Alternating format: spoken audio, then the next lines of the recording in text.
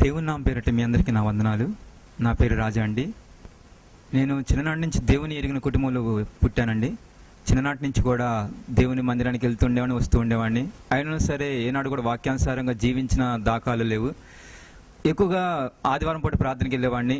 తర్వాత మిగిలిన 6 రోజులు కూడా వారంలో సినిమాల చుట్టూ లేదా టీవీల చుట్టూ చూస్తూ అలా కాలం గడిపేవాడిని, సమయాన్ని గడిపేవాడిని.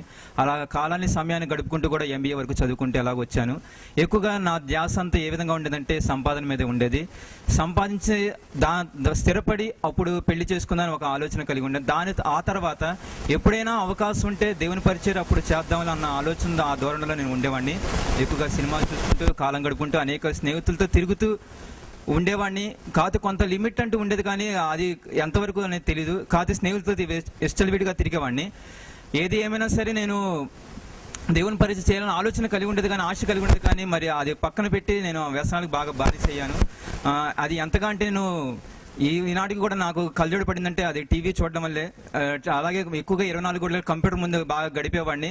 గేములు కూడా ఎప్పుడు వారాల తరబడి ఆడుతునేవాడిని ఇంట్లో కూర్చొని. అలాగా ఆడుతూ కూడా నా జీవితం గడిపేసుకుంటూ ఉద్యోగం చేసుకుంటే అలాగోలా చేసుకుని మొత్తానికి నా MBA వరకు చదువుకున్నానండి. మరి ఆ తర్వాత ఏంటంటే చివరి దశలో అంటే MBA చదివిన తర్వాత 1 సంవత్సరం తర్వాత మా అమ్మగారు చనిపోయారు. చనిపోయిన తర్వాత మరి నా బాధ్యత అంతా మా బావగారికి అప్పచెప్పడం మా అమ్మగారు జరిగిందండి. మా బావగారు మరి కష్టమైనా సరే మరి ఆయన నాకు చూసి మంచి సంబంధం చేశారు. మరి నాకు ఒక బాబు కూడా పుట్టాడండి. మరి నా భార్య ఏదైతే సహవాసానికి వెళ్తుందో ఆ సహవాసానికి మరి నేను కూడా వెళ్ళడం జరిగిందండి. ఆ సహవాసం హోలీ గ్రేస్ మినిస్ట్రీస్ అండి. అక్కడ దైవజనులు వాక్యాన్ని చెప్పడం ద్వారా ఏదైతే వాక్యాన్ని చెప్పారో ఆ వాక్యాన్ని విని నేను నా పరిస్థితిని ఒక్కసారి, నా పూర్వ స్థితిని ఒక్కసారి ఆలోచించుకున్నాను. నేను ఎంత తప్పుడు ద్రోవలు వెళ్తున్నాను, నేను ఎంతటి తప్పు మార్గంలో తిరుగుతున్నాను ఒకసారి నేను పరిశీలన చేసుకున్నాను. ఒక్కసారి నన్ను తీసుకుని ఎంతో పశ్చాత్తాపడ్డాను. ఇన్ని సంవత్సరాలు 27 సంవత్సరాలు నా జీవితంలో వృధాగా గడిచిపోయినాయని ఎంతో బాధపడ్డానండి. మరి ఆ వాక్యం ఎప్పుడైతే నేను విన్నానో వాక్యానుసారంగా నేను నడుచుకోవాలని నేను అప్పుడు ఒక నిర్ణయం తీసుకున్నాను అండి. వాక్యానుసారంగా నడుచుకోవాలని, అనేకులు నడిపించాలని ఆసక్తి పుట్టింది. ప్రథమ స్థానానికి దేవుడికి ఇచ్చి తర్వాత నా పని నేను చూసుకొని అనుకున్నానండి. అప్పుడు వాక్యానుసారంగా నడుచుకోవడం ద్వారా దైవజనులు దేవుని ప్రేరేపణ బట్టి నన్ను అభిషేకించుకున్నారండి.